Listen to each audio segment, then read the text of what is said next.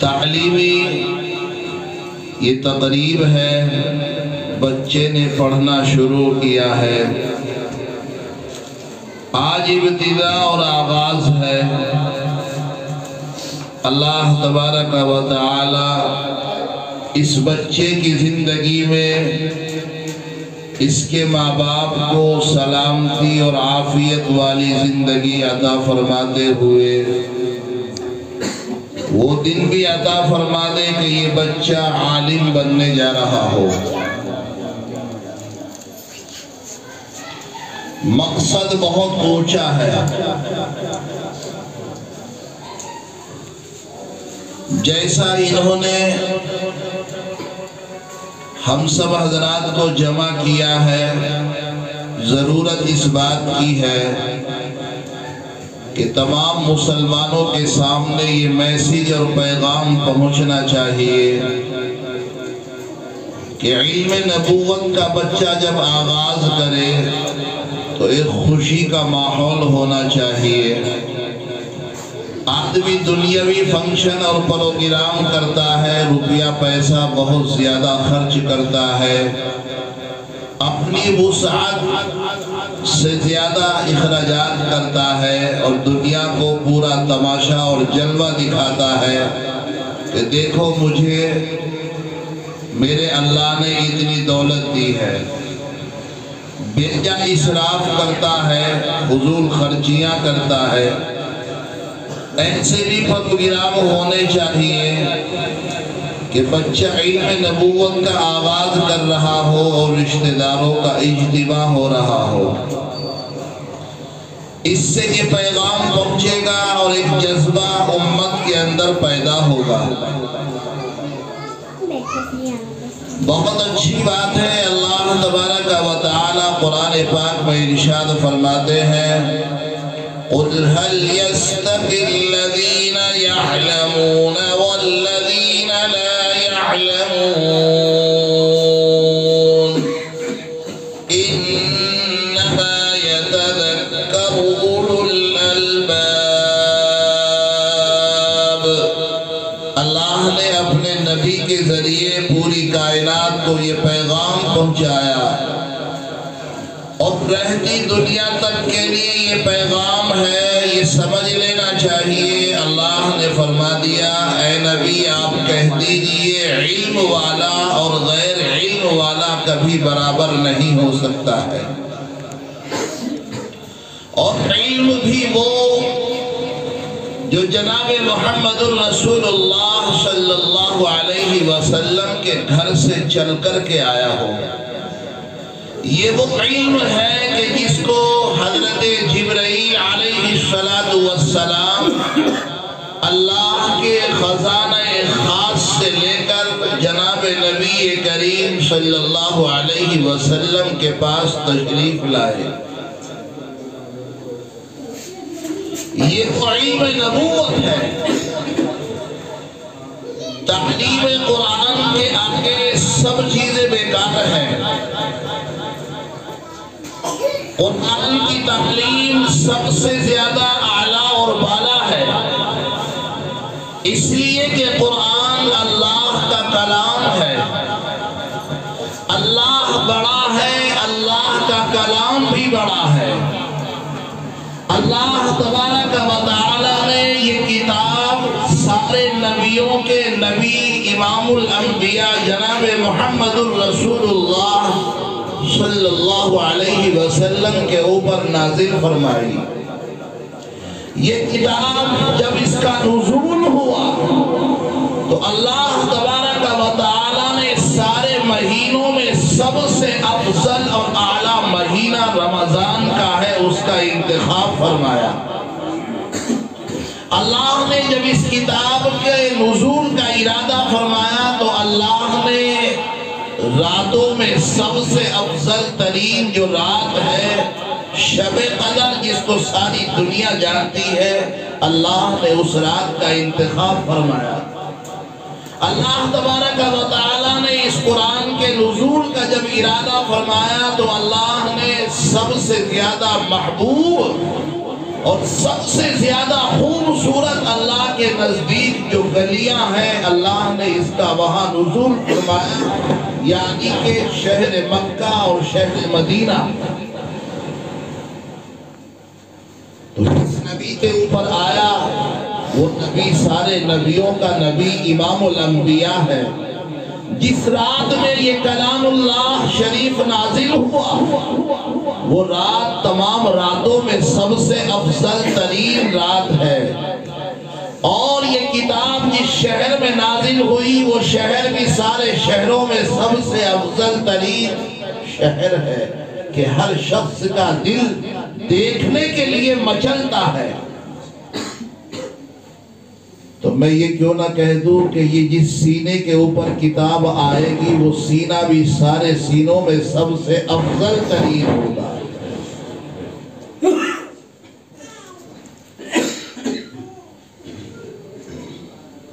بڑے مبارکباد ہے وہ لوگ جو اپنے بچوں کو قرآن کریم سکھاتے ہیں۔ دنیا کے علوم و فنون دنیا سکھا رہی ہے اور لوگ بڑی بڑی رقمیں خرچ کر رہے ہیں، باہر ممالک تک اپنے بچوں کو بھیجتے ہیں پڑھانے کے لیے، لیکن یاد رکھنے کی بات ہے آنکھوں دیکھا نقشہ اور نظارہ ہے۔ جس اولاد کے پیچھے ساری زندگی، ساری گاڑی دولت کو خرچ کیا اور اس کے لیے وقت سارا فارغ کر دیا، تجھے کسی چیز کی ضرورت نہیں، الجھنے کی ضرورت نہیں، پڑھ، ڈگریاں حاصل کرائیں، اگر ہم غور کریں تو سمجھ میں ذرا سے واقعے سے آ جائے گی۔ یہی باپ ساری زندگی اس کو پڑھانے والا، جب اس کی جنازے کی نماز کا وقت آتا ہے تو وہ اولاد دور کھڑی نظر آتی ہے، کہا جاتا نماز جنازہ پڑھایا جائے، کہاں پڑھایا جائے، دور سے آواز آ رہی ہے۔ ایسی تعلیم پر لعنت ہے، ایسی اولاد پر لعنت ہے، ایسی گاڑی دولت پر لعنت ہے کہ جس تعلیم نے بیٹے کو باپ سے دور کر دیا، جو بیٹا باپ کی نماز جنازہ بھی نہ پڑھ سکا۔ ہونا تو یہ چاہیے تھا بچے کے اندر وہ صلاحیت ہوتی کہ اگر باپ کا جنازہ ہے تو بچہ پڑھانے والا ہوتا، ایسا اس کے اندر شعور ہونا چاہیے تھا، اور شرعی حق بھی ہے۔ یہ تعلیم سب سے اعلیٰ اور بالا ہے۔ حضرت ابو ہریرہ رضی اللہ تعالیٰ عنہ یوں فرماتے ہیں کہ ایک مرتبہ میں مسجد نبوی سے باہر آیا، میں نے دیکھا لوگ اکٹھا ہے، بیٹھے ہیں، باتوں میں لگے ہیں۔ میں نے یہ سوچا ان لوگوں کو کیا ہو گیا؟ حضرت ابو ہریرہ یوں فرماتے ہیں میں نے ان تمام بیٹھے لوگوں سے کہا اے لوگوں تمہیں کیا ہو گیا؟ کہا ابو ہریرہ کیا بات ہو گئی؟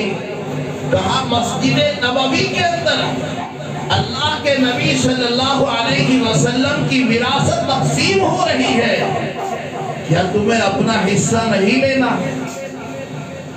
لوگ کہتے ہیں ابو ہریرہ مسجد نبوی کے اندر وراثت کے؟ ہاں۔ لوگ دوڑے دوڑے گئے، مسجد نبوی کے اندر جا کر کے دیکھا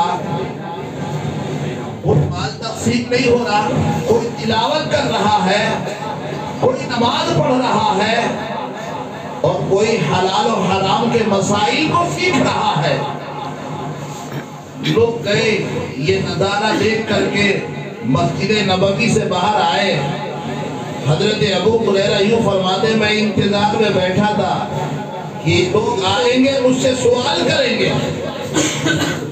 حضرت ابو ہریرہ یوں فرماتے ہیں کہ لوگوں نے واپس آ کر کے مجھ سے کہا ابو ہریرہ تم تو یہ کہہ رہے تھے کہ مسجد میں اللہ کے نبی صلی اللہ علیہ وسلم کی وراثت تقسیم ہو رہی، وہاں تو کچھ بھی نہیں۔ حضرت ابو ہریرہ نے پوچھا اے لوگوں بتاؤ کیا ہو رہا؟ کہا کوئی نماز پڑھ رہا ہے، کوئی تلاوت کر رہا ہے، کوئی حلال و حرام کے مسائل سیکھ رہا ہے۔ تو حضرت ابو ہریرہ یوں فرماتے میں نے لوگوں سے کہا اے لوگوں تمہیں کیا ہو گیا؟ اللہ کے نبی کی وراثت یہی تو ہے، یہی تو اللہ کے نبی کی وراثت ہے۔ تو اللہ کے نبی کی وراثت میں سب سے اونچی وراثت یہ قرآن کریم کی ہے، اس سے کوئی بڑی اونچی وراثت نہیں ہے۔ اللہ جسے عطا فرماتے ذالک فضل اللہ یؤتیہ من یشاء۔ آدمی کے پاس دولت آ جاتی ہے تو آدمی سمجھتا اللہ کو مجھ سے بڑی محبت ہے، اللہ نے مجھے اتنی دولت دے دی۔ اس کا مطلب تو اللہ نے قارون کو بہت بڑی دولت دی تھی تو اللہ کو تم سے زیادہ محبت اس سے دی۔ فرعون اس کے پاس بڑی سلطنت تھی، تو اگر دولت کا ہونا محبت اور کمال کی دلیل ہے تو فرعون کے پاس بہت دولت تھی، پتہ لگا کہ اللہ کو اس سے زیادہ محبت تھی۔ شداد ہے، ابی بن خلف ہے، بے شمار مثالیں ہیں۔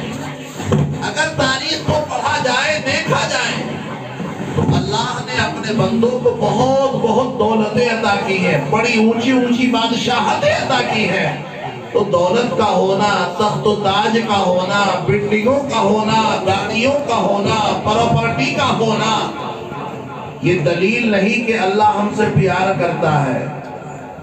دلیل اللہ سے محبت کی یہ ہے، اگر یہ پتہ لگانا کہ اللہ ہم سے محبت کرتا ہے تو جناب نبی کریم صلی اللہ علیہ وسلم کا ارشاد ہے مَن يُرِدِ اللَّهُ بِهِ خَيْرًا يُفَقِّهُ فِي الدِّينِ کہ اللہ جس سے محبت کا ارادہ فرماتے ہیں اللہ اسے دین سیکھنے کی سمجھ عطا فرما دیتے ہیں۔ یہ ہے محبت کی دلیل۔ اگر اللہ ہم سے محبت کر رہا ہے تو اللہ ہمیں دنیا سے ہٹا کر دین پر لگا دے گا۔ اگر ہمیں یہ اندازہ کرنا ہے، اگر ہمیں یہ پتہ لگانا ہے کہ ہمارا رب ہم سے محبت کرتا کہ نہیں کرتا تو اندازہ اس بات سے لگاؤ کہ ہم شریعت کو سیکھنے والے بنے ہیں کہ نہیں بنے۔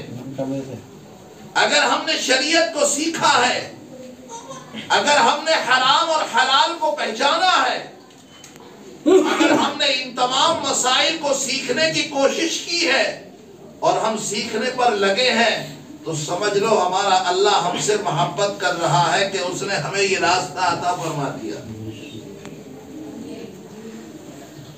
اور یاد رکھنے کی بات ہے، دو چیزیں ہیں، ایک دولت ہے، ایک علم ہے۔ دولت تو اللہ تعالیٰ بقدر مقدر عطا فرما دیتے ہیں، یعنی جتنا جس بندے کے مقدر میں ہے اللہ اس کو دے دیتا ہے، لیکن علم اللہ بقدر مشقت عطا فرماتے ہیں۔ جتنی مشقت اٹھا لی جائے، جتنی محنت کر لی جائے اللہ اتنا علم عطا فرما دیتے ہیں۔ اگر ہم نے قاعدہ پڑھنے کے بعد میں یہ سمجھ لیا ہم نے تو بہت پڑھ لیا، چلو ٹھیک ہے بہت پڑھ لیا تو نکلو اپنا چرخہ چلاؤ، بھٹی سلگاؤ، ڈھلائی کرو، چھلائی کرو، پالش کرو۔ اگر تم نے اس کو کافی سمجھا ہے اور اگر یہ سمجھا ہے کہ ہمارا سیکھنا، ہمیں علم سیکھنا ہے، ہمیں اس علم کو سیکھ کر قوم تک پہنچانا ہے، حرام اور حلال کو پہچاننا ہے تو اللہ تعالیٰ پھر منزل آسان فرما دیا کرتا ہے۔ اللہ ہر مشکل مرحلے کو آسان فرما دیتا ہے، اللہ مشکل سے مشکل مسائل کو آسان فرما دیتا ہے۔ ایک واقعہ مجھے ذرا سا یاد آیا، ہمارے ہی مراد آباد کے ایک بڑے بزرگ گزرے ہیں، حضرت مولانا حیات صاحب رحمت اللہ علیہ، نام سنا ہوگا، ہمارے مراد آباد کے مشہور بزرگ گزرے ہیں۔ اللہ ان کی قبر کو نور سے منور فرمائے، اللہ ان کے درجات کی بلندی عطا فرمائے۔ تو حضرت کے یہاں پڑھنے والا ایک بنگال کا رہنے والا طالب علم تھا، بڑا کم ذہن، یاد کرتا تھا یاد نہیں ہوتا تھا، بڑا پریشان رہتا تھا، محلے سے کھانا کھایا کرتا تھا بیچارہ۔ ایک دن ٹفن لیے ہوئے چلا آ رہا ہے، دوپہر کا وقت تھا، بھوک لگ رہی تھی، مدرسے کے دروازے کے قریب جو آیا تو کتا لپک کر کے اس کا ٹفن اس کے ہاتھ سے چھڑا کر کے لے گیا۔ وہ طالب علم بڑے صبر و تحمل کے ساتھ میں کھڑا ہو گیا، اس نے اس کو بھگایا نہیں، اس نے سوچا مجھے بھوک لگی ہے، اسے بھی بھوک لگی ہوگی، اس نے میرے ہاتھ سے چھین لیا۔ اس کتے نے بڑے آرام سے کھانا کھایا، جب اس نے کھانا کھا لیا وہ طالب علم وہاں سے ناشتے دان اٹھا کر کے چلا آیا۔ وہ دن تھا، اس دن کے بعد سے اس طالب علم کا جب اس نے کھانا کھایا اور اس کتے نے اور یہ دیکھتا رہا تو وہ طالب علم یوں کہتا ہے کہ کھانا کھانے کے بعد اس کتے نے آسمان کی طرف کو ایسے یوں منہ اٹھایا۔ یہ طالب علم وہاں سے چلا آیا۔ اب جو آتا ہے، جو یاد کرتا وہ یاد ہو جاتا ہے، جو پڑھتا ہے وہ اس کے لیے آسان ہو جاتا ہے۔ تو اللہ تبارک و تعالیٰ کی ذات بہت بڑی ہے، اللہ سے مانگنا چاہیے، محنت اور کوشش کرنا چاہیے۔ جنہوں نے محنت اور کوششیں کی ہیں تاریخ کی کتابیں بھری پڑی ہیں، اللہ تبارک و تعالیٰ نے ان کو زمین پر ایسے چمکایا جیسا کہ آسمان پر ستارے چمک رہے ہیں۔ آج دنیا ان کے ناموں سے واقف ہے، آج دنیا ان کو پہچانتی ہے، آج دنیا ان کے علوم و فنون سے فائدہ اٹھا رہی ہے۔ تو بزرگوں، نوجوان ساتھیوں، میں نے شروع میں عرض کیا تھا کوئی لمبی چوڑی بات مجھے نہیں کرنی، یہ چند باتیں تھی۔ ہمیں اس بات کا شوق ہونا چاہیے، ہمیں اس بات کی لگن ہونی چاہیے۔ اللہ نے اگر ہمیں اولاد دی ہے تو ہم اپنی اولاد کو کامیاب بنانے کی کوشش کریں۔ اور کامیاب کیسے ہوگا؟ اللہ کے نبی جناب رسول اللہ صلی اللہ علیہ وسلم نے ارشاد فرمایا کلکم راعی وکلکم مسئول عن رعیتی، او کما قال نبینا صلی اللہ علیہ وسلم۔ اللہ کے حبیب نے ارشاد فرمایا ہر بڑے سے اس کے ماتحت کے بارے میں سوال ہوگا، یعنی کہ ہر ماں باپ سے ان کی اولاد کے بارے میں سوال ہوگا۔ شادی ہوتی ہے، ہر شخص کی تمنا ہوتی ہے اللہ مجھے اولاد دے دے، لیکن اولاد کی جہاں تمنا ہوتی ہے آدمی کو یہ بھی غور کر لینا چاہیے کہ اللہ نے اگر ہمیں اولاد دی تو ہم ان کو دیندار بنائیں۔ اگر یہ دیندار بنے گا تو نسل دیندار بنے گی۔ بظاہر ہم ایک کو بنائیں گے مگر نہ جانے کتنوں کی ہدایت کا ذریعہ اور سامان بنے گا۔ کہنے کے لیے بہت ساری باتیں ہیں، ہمارے بڑے بھی بیٹھے ہیں۔ مختصر بات یہ ہے میرے نوجوان ساتھیوں، اپنی اولاد کو دیندار بنانے کی کوشش کی جائے۔ اپنی اولاد اگر دیندار ہوگی، ہم قبروں کے اندر ہوں گے، ہماری اولاد ہمیں قرآن پڑھ کر کے ثواب پہنچائے گی۔ ہماری اولاد اگر دیندار ہوگی، ہماری اولاد ہمیں قرآن پڑھ کر کے ثواب پہنچائے گی، نماز پڑھ کر کے ثواب پہنچائے گی۔ اور اگر ہم نے اولاد کو دین ہی نہ سکھایا ہوگا، ہم گلی محلے سے بچوں کو اکٹھا کرتے پھریں، گلی میں پارے تقسیم کرتے پھریں، جب ہمارا باپ ہمیں فکر نہیں تو بتاؤ پڑوسی کو کیوں فکر ہوگی؟ آج کل کا رواج ہے ماں مری، باپ مرا، بھیا مرا، گلیوں میں پارے تقسیم ہو رہے۔ کسی کو کیا ضرورت پڑی ہے؟ آپ جیسے پارا دے کر کے جائیں گے انشاءاللہ ایسے ہی واپس لے کر کے آئیں گے۔ یہ دھیان رکھنے کی بات ہے۔ آپ پارا دینے کے بعد میں مطمئن ہو گئے ہم نے فلاں اتنے پارے فلاں کو دے دیے، اتنے پارے فلاں کو دے دیو، کسی نے کسی کا ٹھیکہ نہیں لیا۔ تو اگر اپنی قبر میں روشنی کا سامان تیار کرنا ہے تو سب سے اچھی، سب سے آسان بات یہ ہے اپنی اولاد کو دیندار بنا دو۔ ہماری اولاد قرآن پڑھے گی، اسے بھی ثواب ملے گا، ہمیں بھی ثواب ملے گا۔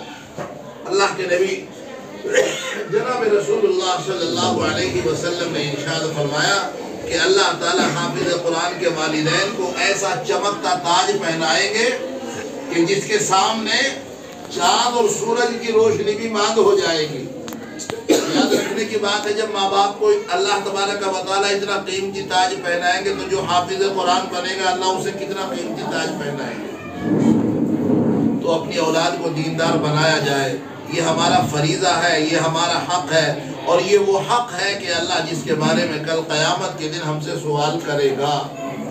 یہ ذہن میں رکھ لینے والی بات ہے۔ ہم اولاد کے لیے بہت سا اثاثہ اکٹھا کر دیتے ہیں، بہت سا مال و دولت اکٹھا کر دیتے ہیں۔ یاد رکھنے کی بات ہے ہمارا مقدر ہمارے ساتھ ہے، اس کا مقدر اس کے ساتھ ہے۔ ہماری جو ذمہ داری بنتی ہے، ہماری ذمہ داری یہ بنتی ہے ہم اپنی اولاد کو دیندار بنا دیں، ورنہ تو دیکھنے کی بات ہے اور کتابوں میں پڑھا ہے بادشاہوں کی دولت اولاد کے لیے کم پڑ گئی.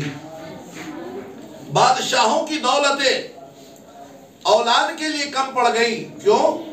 اس کا مقدر اس کا مقدر اس کے ساتھ، اس کا مقدر اس کے ساتھ میں ہے. اچھا چلے گا، اچھے راستے پر ہوگا، اللہ اس کا مقدر بلند کر دے گا، اللہ اس کے مقدر کی روزی اسے عطا کر دے گا. تو غور فکر کرنے کی بات یہ نہیں ہے کہ ہم اولاد کے لیے بہت سی دولت اکٹھا کر کے چھوڑ دیں. ہم اپنی اولاد کو دیندار بنائیں، یہ ہمارا حق ہے، اور یہ ہمارا وہ حق ہے کہ جس کا ہمیں کل قیامت کے دن اللہ کو جواب دینا ہے. اللہ تعالی ہم سب کو اس کی مکمل تیاری کی توفیق عطا فرما دے. اللہ نے جن جن کو اولادیں دی ہیں، اللہ انہیں اس بات کا شوق اور اس بات کی فکر عطا فرما دے کہ وہ اپنی اولاد کو دیندار بنائیں. اللہ ہمیں بھی دین سیکھنے کی اور سکھانے کی مکمل توفیق عطا فرما دے.